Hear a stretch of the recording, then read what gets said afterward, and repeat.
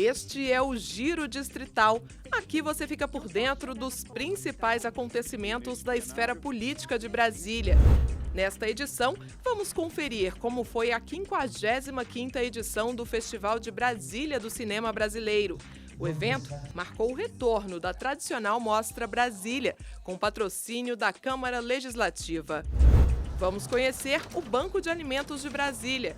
A instituição mantida pela Ceasa-DF tem como missão levar comida a pessoas em situação de vulnerabilidade, contando com o apoio de organismos governamentais e de deputados distritais nessa tarefa.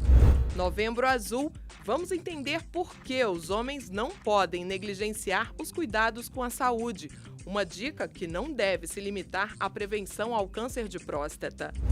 E na Semana da Consciência Negra, vamos conhecer um passeio turístico voltado para o resgate da história do DF a partir do trabalho de pessoas negras. Esse tour revela curiosidades e episódios interessantes, mas pouco divulgados.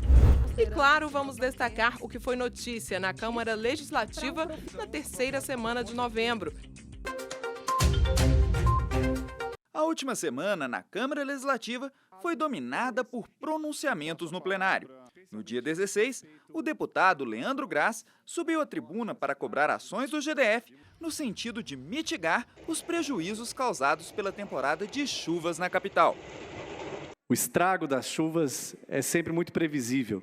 Isso é possível de ser evitado, na medida em que há planejamento, em que as ditas obras são obras realmente necessárias e que atacam a captação de água da chuva e condizentes com a preservação socioambiental, numa linha contrária do assoreamento, da hipermeabilização do solo. Graz aproveitou a deixa para pedir atenção redobrada ao projeto que propõe mudanças no Plano de Preservação do Conjunto Urbanístico de Brasília, o PPCUB, proposta que deverá ser entregue à Câmara pela Secretaria de Desenvolvimento Urbano e Habitação no final de novembro. Eu espero que ele passe aí um bom período sendo debatido, discutido pelos especialistas, pelos parlamentares desta e da próxima legislatura, pela população, para que não seja tomada nenhuma medida, não seja feita nenhuma alteração de forma a destituir Brasília de patrimônio da humanidade. Tudo está entrelaçado. As inundações, o desmatamento ilegal do Cerrado, a crise do trânsito, os engarrafamentos com a política urbana e com o plano de preservação desta que é uma cidade patrimônio. Também no dia 16, o deputado Chico Vigilante criticou a falta de renovação das frotas de ônibus por parte das empresas Marechal e São José. Vigilante afirmou que as empresas estão descumprindo o contrato firmado com o GDF para a prestação do serviço de transporte público, que inicialmente determinava a renovação da frota até fevereiro deste ano. E eu quero saber aonde foi parar os milhões que foram repassados para essas empresas de ônibus. Por que não cumpre o contrato? E a população do Distrito Federal é que está pagando o preço da irresponsabilidade dessas empresas, duas empresas irresponsáveis que não cumpriram o contrato e que não oferecem um transporte digno para a população do Distrito Federal. No dia 17, a deputada Júlia Lucy promoveu audiência pública para debater a revisão das regras para o uso e a ocupação do setor comercial sul. A questão tem sido alvo de vários debates na Câmara Legislativa e atualmente é objeto de análise por parte da Secretaria de Desenvolvimento Urbano e Habitação.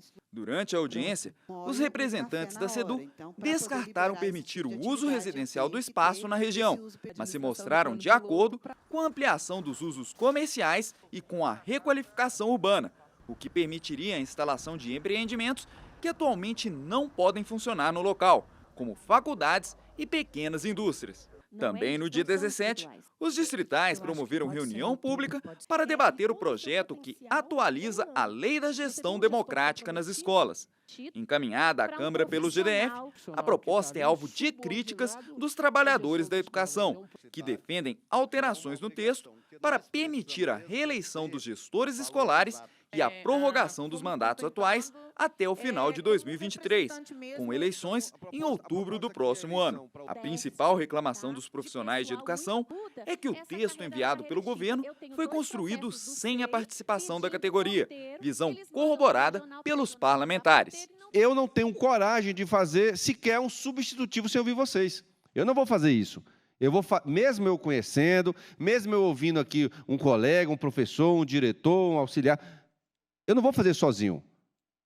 Porque isso é democracia. Essa lei de gestão democrática, repito a palavra, democrática, deveria ter sido feita de uma forma democrática, onde todos os entes envolvidos deveriam ter participado, começando a secretária de Educação, até o último servidor e o conselho escolar. Para quê? Para que a gente não fizesse mais um projeto de lei do Executivo chegar aqui e chegar de uma forma que não atende os interessados. Os interessados, fim, que são os servidores da educação e, principalmente, os alunos das escolas públicas. No dia 16, a Comissão de Fiscalização, Governança, Transparência e Controle promoveu audiência pública com representantes da Secretaria de Saúde do DF para debater o relatório de atividade quadrimestral da pasta. O grande número de casos de dengue no DF no primeiro quadrimestre alarmou os parlamentares. 45.137 ocorrências, um aumento de 484% em relação ao mesmo período do ano passado. Para contornar o problema, a Secretaria afirma ter intensificado as ações de fumacê e de visitas domiciliares.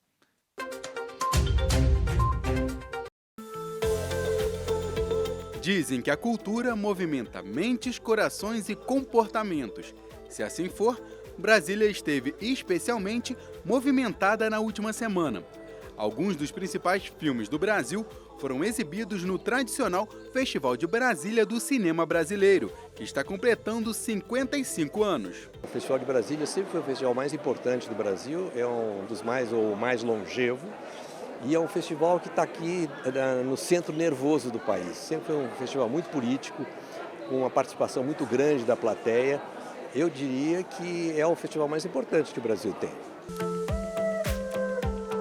Uma organização de gala foi montada no Cine Brasília para receber o público, artistas e outros profissionais que tiveram as suas obras apresentadas.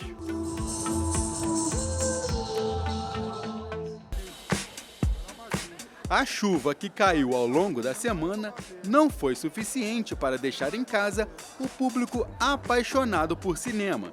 Resultado, evento lotado e plateia animada para assistir às produções. Mas não só isso.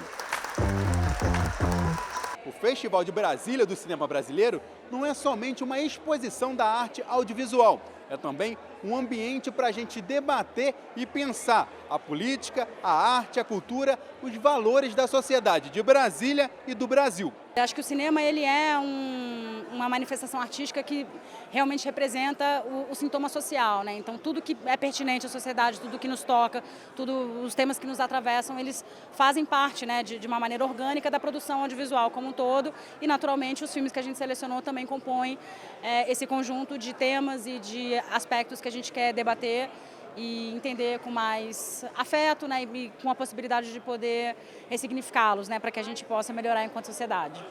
Na abertura, o festival homenageou e emocionou o cineasta Jorge Bodansky, que está completando 80 anos. Brasília é importantíssimo para mim, né? Os meus trabalhos que mais foram importantes para mim aconteceram aqui.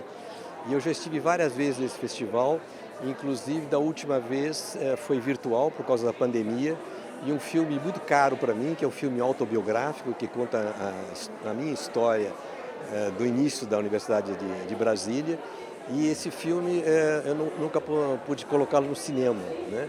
E aí eu falei, olha, o meu sonho seria projetar o Utopia Distopia, que o filme chama, no Cine Brasília, né? E esse sonho eu estou realizando agora e coincidiu com a homenagem dos 80 anos. Foram exibidos 42 filmes ao longo da semana de eventos.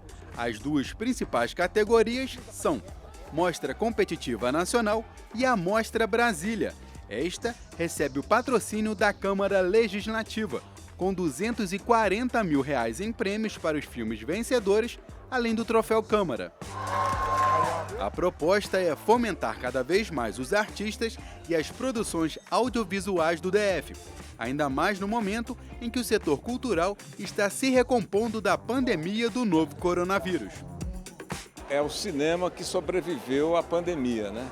Então sobreviveu e está aí, para mostrar que está voltando com todo vigor, com saúde e preparado assim para ocupar o seu espaço, principalmente e notadamente o cinema aqui do Distrito Federal. É importante ressaltar isso. É importante ressaltar também a importância que tem a Mostra Brasília, né, com o patrocínio da Câmara Legislativa, que vai trazer aí, vai apresentar novos talentos.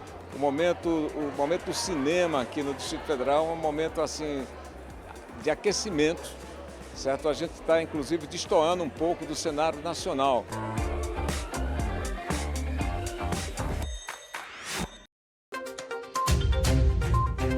Os grandes vencedores do Festival de Brasília do Cinema Brasileiro foram conhecidos no último dia 20, em uma festa de gala no Cine Brasília, com direito a tapete vermelho e muita torcida. Totalmente focada nas produções locais, a Mostra Brasília abrigou a disputa pelo Troféu Câmara Legislativa. Foram R$ 240 mil em premiação, divididos entre 13 categorias diferentes. O curta Manual da Pós-Verdade foi o grande campeão de estatuetas da Mostra Brasília, levando para casa 4 troféus Câmara Legislativa, entre eles o de melhor direção, para Tiago Foreste. A produção debate a dificuldade de separar o que é verdade do que é mentira em um mundo inundado por fake news. O público do festival também pôde escolher suas produções favoritas na Mostra Brasília. Desamor, de Erlon Kremer, recebeu o prêmio do Júri Popular de melhor curta. Já Capitão Astúcia, de Felipe Gontijo, foi escolhido o melhor longa pelo público do festival.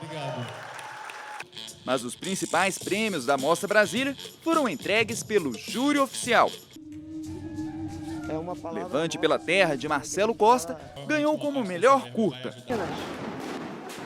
O filme é um documentário sobre a luta dos povos indígenas contra o marco temporal que propunha mudanças nas regras de demarcação de terras. Já o troféu de melhor longa-metragem ficou com o filme O Pastor e o Guerrilheiro, de José Eduardo Belmonte. O filme conta a história de uma amizade forjada nos porões da ditadura militar, entre um pastor e um guerrilheiro comunista. Após o período de prisão, a dupla combina um reencontro na virada do milênio, mas a reunião talvez não saia como planejada. Para o júri oficial da Mostra Brasília, a seleção de produções deste ano confirmou o vigor do cinema local. Os jurados também comemoraram o retorno da Câmara Legislativa para a competição, algo fundamental para o fomento da produção cinematográfica da cidade. Os filmes selecionados, eles foram bem diversos, né? Entre os 8 curtas e 4 longas, nós tivemos uma variedade de documentários e ficções. Tivemos temáticas infantil, temáticas indígenas, temáticas diversas.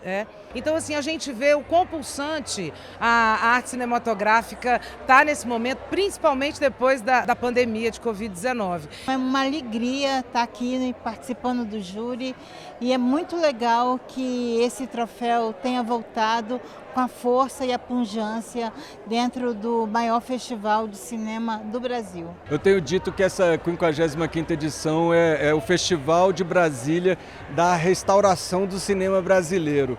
E aí esse papel da Câmara Legislativa de também retornar em participar da Mostra Brasília faz parte desse pacote de reconquistas que estamos trabalhando para todos os aspectos da cultura do Brasil, né? Então é bom a gente sentir esse novo momento do Festival de Brasília e da Mostra Brasília.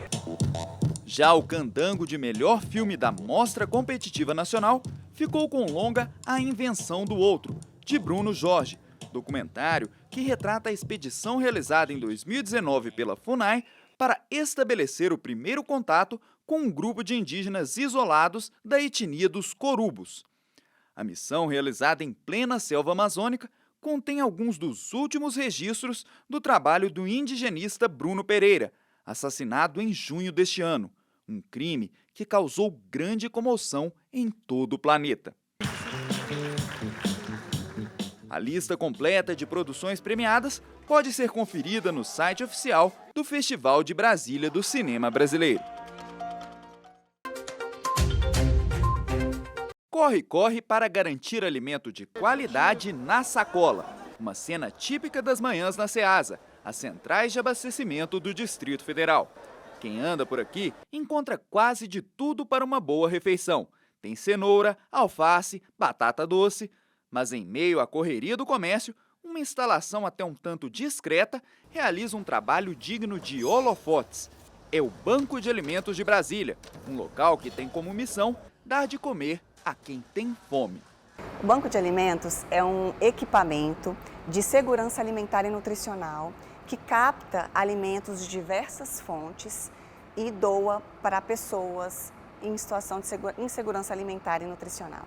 A gente prima pela distribuição de alimentos saudáveis, em sua grande maioria verduras, legumes e frutas, que é muito salutar, uma vez que o brasileiro, o brasiliense, tem tido dificuldade em alcançar a recomendação mínima de consumo de verduras e legumes, o que é fundamental para a nutrição celular e para o desenvolvimento correto. Entre as ações desenvolvidas pelo Banco de Alimentos, merece destaque o programa Desperdício Zero. Por meio dele, produtos muito maduros que poderiam ir para a lata de lixo são recolhidos em todo o Ceasa e destinados a 155 instituições parceiras. Somente neste ano, o programa garantiu 640 mil refeições em todo o DF. A Ceasa implantou o projeto do Desperdício Zero, onde os produtores e empresários que aqui comercializam destinam esses alimentos que não estão mais aptos para o comércio, mas ainda bons para o consumo humano, aqui para o Banco de Alimentos. Aqui tem uma equipe que passa esse alimento, verifica como ele está, o que dá, o que não dá para consumir e doa para as instituições socioassistenciais que são cadastradas no banco. Além do Desperdício Zero, o Banco de Alimentos opera em outros 2 eixos. O primeiro é o Programa de Aquisição de Alimentos, pelo qual órgãos governamentais abastecem o banco com alimentos comprados junto a pequenos produtores, o que também ajuda a fomentar a agricultura familiar no DF. O segundo eixo opera através de doações diretas promovidas por órgãos públicos e instituições privadas. O banco fica responsável pela logística de recebimento, classificação e distribuição dos alimentos, sempre destinados para instituições socioassistenciais previamente cadastradas. A instituição ela tem que ser filantrópica, sem fins lucrativos, tem que comprovar que atende pessoas em situação de insegurança alimentar, pode ser produzindo refeição em loco ou distribuindo alimentos. Então ela tem que comprovar que presta alguma assistência para famílias e aí ela pode distribuir os alimentos. Ela tem que ser formalmente constituída, com CNPJ, com ata, com estatuto de formação e tem que estar ligada ao conselho do segmento a que ela pertence. Com unidades no Paranoá e em Planaltina, o Instituto Aprender é uma das instituições beneficiadas pelo Banco de Alimentos. Graças às doações, as 400 crianças assistidas pela instituição têm reforço alimentar diário. O desenvolvimento da criança está vindo num todo. Não adianta a gente também querer que a criança tenha um fortalecimento de vínculo, que é o nosso foco aqui, o fortalecimento de vínculo familiar, e sendo que não está nutrida. Ela não tem nem a saúde mental de poder saber o que é um abraço.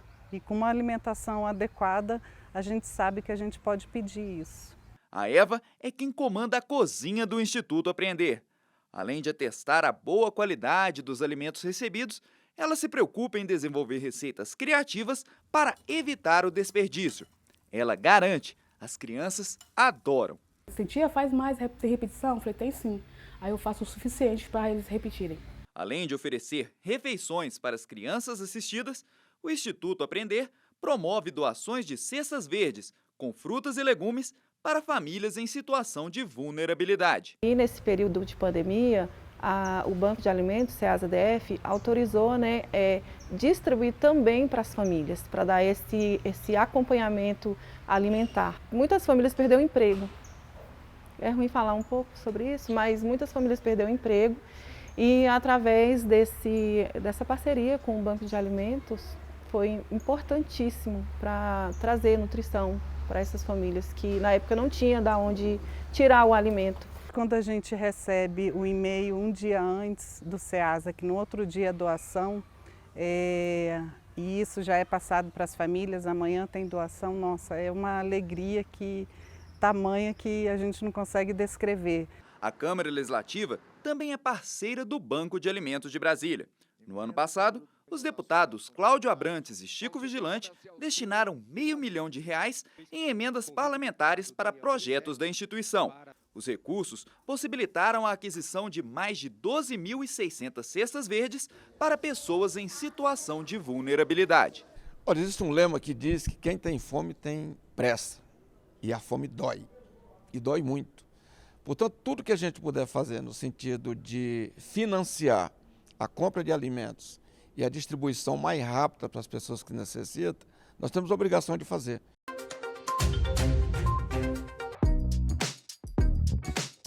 Homem que é homem, não descuida da saúde. E quando a idade avança, esses cuidados precisam acompanhar as marcas do tempo. Reforçar essa mensagem é o objetivo por trás do Novembro Azul, movimento global que busca incentivar junto ao público masculino os hábitos de consultar um médico e de realizar exames preventivos periodicamente. O Mário Sérgio sabe bem a importância da prevenção.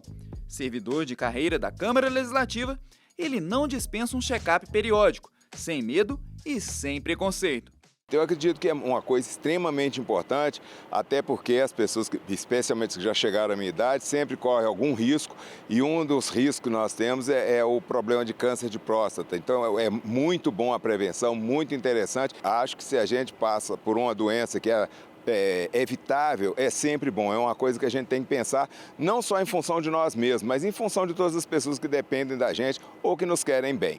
O Novembro Azul surgiu em 2003 na Austrália e não demorou a chegar ao Brasil. O foco principal do movimento é a prevenção ao câncer de próstata, o segundo tipo de câncer que mais mata homens no país. Somente no ano passado, a doença vitimou, em média, 44 homens por dia, uma morte a cada 32 minutos. Para mudar essa triste estatística, criar uma cultura preventiva é fundamental. Apesar de ser uma doença grave, cerca de 90% dos casos de câncer de próstata são passíveis de cura, desde que o diagnóstico seja realizado precocemente. Quando você faz o diagnóstico precoce, você pode fazer também o tratamento precoce. E isso aumenta muito as chances de cura. Como o câncer de próstata acontece normalmente a partir dos 50 anos nos homens, então a partir dessa idade nós indicamos que se faça a prevenção. E essa prevenção pode ser feita tanto por meio da consulta com o urologista, mas também há outros modos de você fazer esse rastreamento que se complementam a essa consulta com o urologista. Mas atenção! Nem todo homem precisa fazer exames de detecção do câncer de próstata periodicamente. Segundo a Secretaria de Saúde do DF, tanto o exame de toque quanto o de sangue, chamado PSA, só são indicados em casos específicos.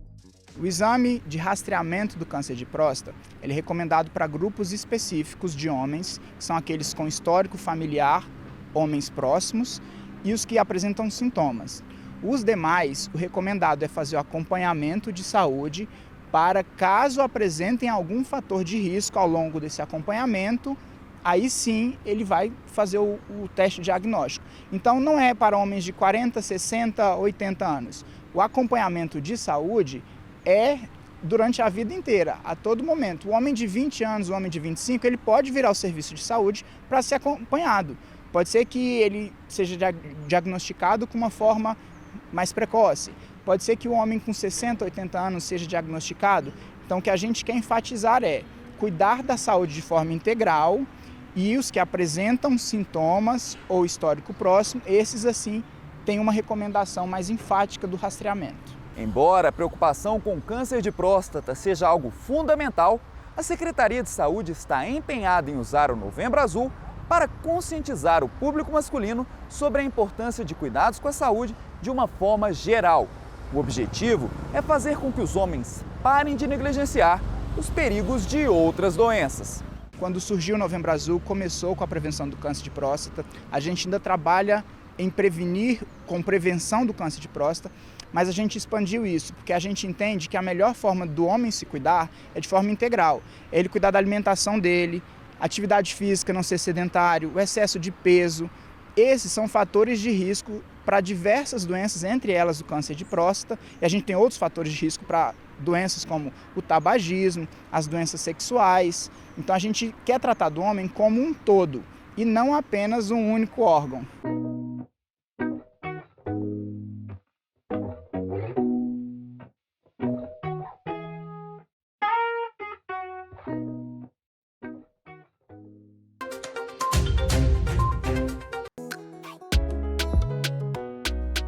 Eu aposto que você gosta de um bom passeio turístico. Além de uma distração, é um tipo de programa informativo e cultural, mas também revela versões sobre narrativas da história, ou seja, não deixa de ser um evento político. E é nessa pegada que essa guia de turismo criou o projeto Brasília Negra. É um tour para valorizar a participação de pessoas negras na construção e no desenvolvimento da capital. A gente sabe, o que é ensinado nas escolas é que quem construiu Brasília foi Oscar Niemeyer, JK, Lúcio Costa, e não tem só essa história para ser contada. Muitas pessoas migraram para Brasília e ajudaram a erguer essa capital. E essas histórias elas foram se apagando com o tempo. Então, o Brasília Negra é um resgate dessa memória para que essa identidade das pessoas negras da cidade elas sejam cultuadas e passadas adiante. Não por coincidência, o ponto inicial do tour é a Praça Zumbi dos Palmares, que fica em frente ao CONIC. Dia 20 de novembro é o Dia da Consciência Negra, uma homenagem ao Zumbi dos Palmares. Quem foi essa personalidade? Quem foi Zumbi dos Palmares? Zumbi é um ícone para o movimento negro, ele representa a resistência e a luta de um povo pela sua liberdade. E o Zumbi, com todo o contexto histórico dele, ele, além de tudo isso, ele também está dentro do Livro dos Heróis, que é o livro de aço que fica no Panteão da Pátria, que é um monumento à democracia. Depois do busto de Zumbi dos Palmares, o trajeto do tour passa aqui pela Galeria dos Estados. Uma das pinturas que dão cor e vida ao espaço é essa aqui do DF Zulu, grupo precursor na arte do grafite em Brasília.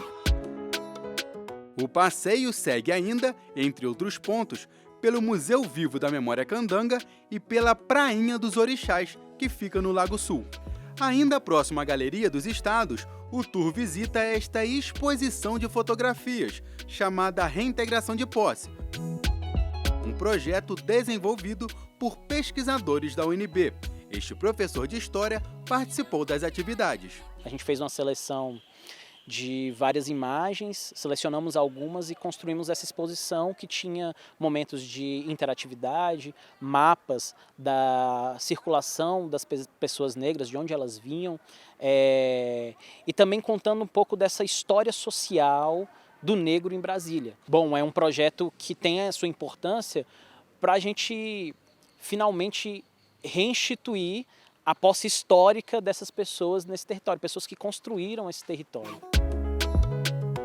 Todo o trajeto do Tour Brasília Negra chega a durar até 4 horas de atividades, e os públicos são os mais diversos. Esse tour é voltado para todos os tipos de pessoas, moradores da cidade, turistas. A gente tem pensado no tour muito para as escolas, para empresas, fazendo tours bem corporativos e tours universitários também, com público universitário.